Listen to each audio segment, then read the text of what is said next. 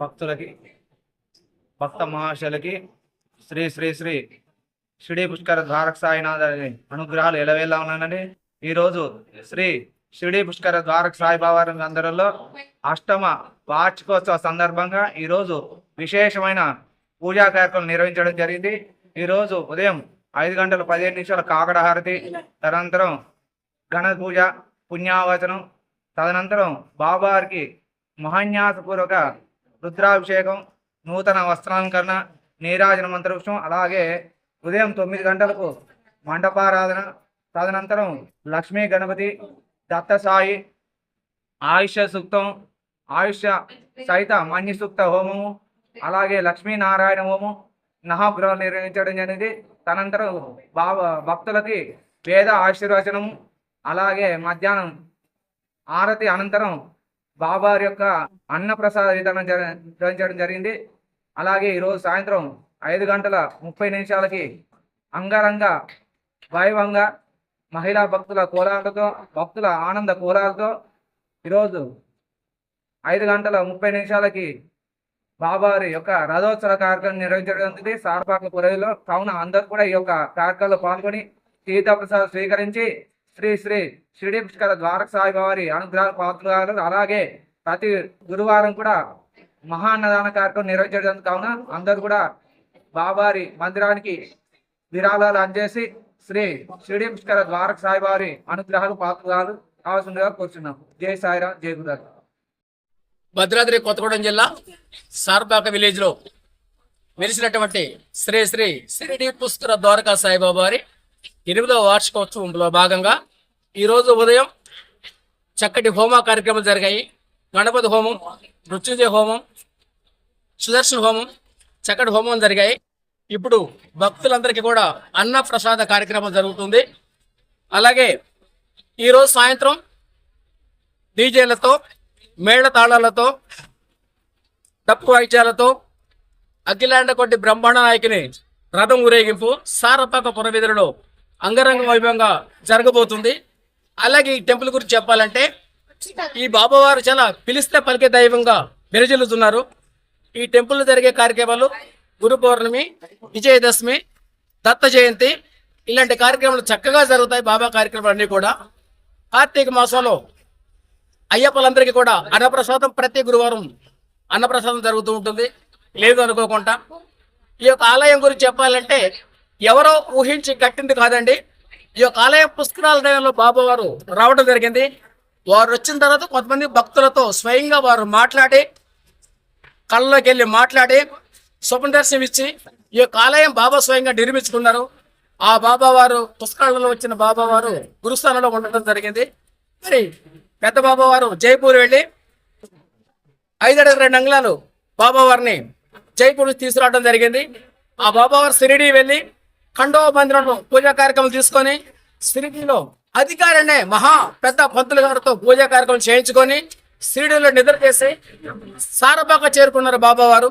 మరి రోజున బాబావారి దగ్గరకు వచ్చేసి పుష్కర బాబా దగ్గరకు వచ్చి 11 ప్రదక్షిణాలు చేసి మీ యొక్క కోరిక చిన్న స్లిప్లో రాసి, న్యాయబద్ధమైన కోరిక అయితే చిన్న స్లిప్లో రాసి ఆ ఒక్క బాక్స్లో వేసినట్లయితే వేసి 11 సార్లు ప్రదక్షిణ చేస్తే ఆ ఒక్క కోరిక అతి తక్కువ సమయంలో చాలా మందికి నెరవేరింది. ఇప్పటి వరకు కూడా అది ఉద్యోగరీత్యా కానీ, పిల్లల చదువు కానీ, ఆరోగ్యరీత్యా కానీ ఎటువంటి కార్యక్రమైనా కూడా చక్కగా నెరవేర్చారు.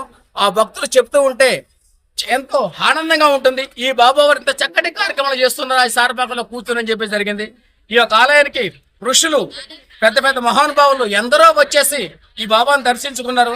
కొంతమంది ధ్యానులు అయితే అరుణాచలం, శ్రీశైలం నుంచి వచ్చి మేము చెప్పంగానే అమ్మ మాకు రావటం కుదరదు బాబు అని చెప్పిన వాళ్ళు కూడా బాబా స్వయంగా వారి దగ్గరికి వెళ్ళి స్వప్న దర్శనం ఇచ్చి నేను ఇక్కడ కూర్చున్నాను, ఇక్కడ ఆడుతున్నాను, ఇక్కడ పిల్లలతో మాట్లాడుతున్నానని చెప్పేసి వారికి చెప్పడం జరిగింది.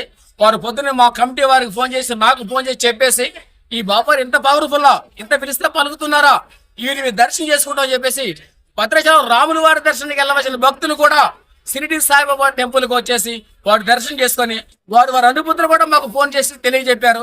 మరి అలాగే ఈ యొక్క ఆలయంలో ప్రతి సంవత్సరం డిసెంబర్లో కూడా షిరిడి 300 మంది వెళ్తారు. హనుమంతరావు గారు ఈ చక్కటి కార్యక్రమాన్ని శ్రీకారం చుడతారు. రామకోటి, సాయికోటి, శివకోటతోని షిరిడి పురవీధులలో షిరిడి పురవీధులలో అంగరంగ వైభవంగా చక్కటి కార్యక్రమం చేస్తుంటారు. అలాగే అక్కడ చక్కగా రథం ఊరేగే సాయి నామస్మరణ కంఠుక మందిరంలో భద్రాచలంలో వెలిసినటువంటి శ్రీ శ్రీ శ్రీ సీతారాముల వారి కళ్యాణం చక్కగా జరిపించుకొని ప్రసాదం స్వీకరించి ఈ యొక్క భద్రాచలానికి తిరిగి మేము ప్రయాణం చేయడం జరుగుతుంది. ఈ యొక్క కార్యక్రమాలు ఎక్కడా కూడా మాకు బాబా అనుకోలేదు తప్ప వేరే చిన్న ఇబ్బంది కూడా మేము పెరిగాము. అటువంటి బాబా వారు అరిచేతులు పెట్టుకుని మమ్మల్ని నడిపిస్తూ ఉన్నారు. ఇటువంటి బాబా గురులో మేము సేవ చేయటం చాలా అదృష్టంగా భావిస్తున్నాం. జై సాయిరాం, జై గురుదత్త, జై శ్రీమన్నారాయణ, జై సాయిరాం. ఓకే, ఓం సాయిరామ్. ఈ కార్యక్రమాలకి నేను గత 4 సంవత్సరాల నుంచి వస్తున్నాను. ప్రతి సంవత్సరం వచ్చి స్వామికి గణేష్ హోమంలోని వాటిలోనే పాటిస్తాం.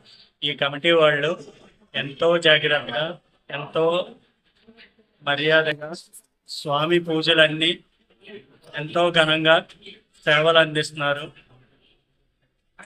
నిజంగా ఈ కమిటీ వాళ్ళకి అందరికీ అభినందనలు తెలియజేస్తాయి. జై సాయిరామ్. భక్తులందరికీ శ్రీ పుష్కర సాయిబాబా వారి 8వ వార్షికోత్సవం సందర్భంగా శుభాకాంక్షలు చెబుతూ ఈరోజు కార్యక్రమాలన్నీ చాలా దిగ్విజయంగా జరిగాయి.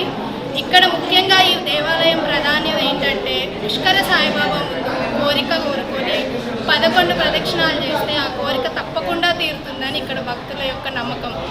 కావున అందరూ ఈ దేవాలయానికి వచ్చి ఈ దేవాలయం ఇంకా అభివృద్ధి చెందాలని, మీ అంతు సాయంగా అన్నీ చేయాలని కోరుతున్నాను. ఇక్కడ ప్రతి గురువారం తప్పకుండా అన్నదానం జరుగుతుంది. తప్పకుండా భక్తులందరూ వచ్చి బాబావారి ఆశీస్సులతో అందరూ సుఖంగా ఆనందంగా వర్తిల్లాలి. దేవాలయం ఎంతలో అభివృద్ధి చెందడానికి ఇక్కడ కృషి చేసే కమిటీ సభ్యులందరికీ మా హృదయపూర్వక అభినందనలు. వీళ్ళు ఇలాగే తప్పకుండా బాబా గారి ఆశీస్సులతో ఈ గుడిని ఇంకా ఎంతో ముందుకు తీసుకెళ్లాలని కోరుకుంటున్నాం. కూడా వాళ్ళ సపోర్ట్ వల్ల వీళ్ళంతా ఇంతలో వాళ్ళ పనులు పక్కన పెట్టి ఈ కార్యక్రమానికి ముందొచ్చినందుకు ధన్యవాదాలు. సాయి బంధువులకి నమస్కారం అండి. ఈరోజు ఇక్కడికి వచ్చిన సందర్భం ఏమిటంటే 8వ వార్షికోత్సవం జరుపుకుంటున్న సందర్భంగా ఇక్కడ జరుగుతున్న పూజా విశేషాలు, బాబా గారి సంబంధించిన అభిషేకాలు కానీ హోమాలు అన్నీ చక్కగా జరిగాయి. మేము ఇక్కడికి మా బంధువులు కూడా వచ్చారు, హోమంలో పాల్గొన్నారు. చాలా సంతోషంగా ఉంది.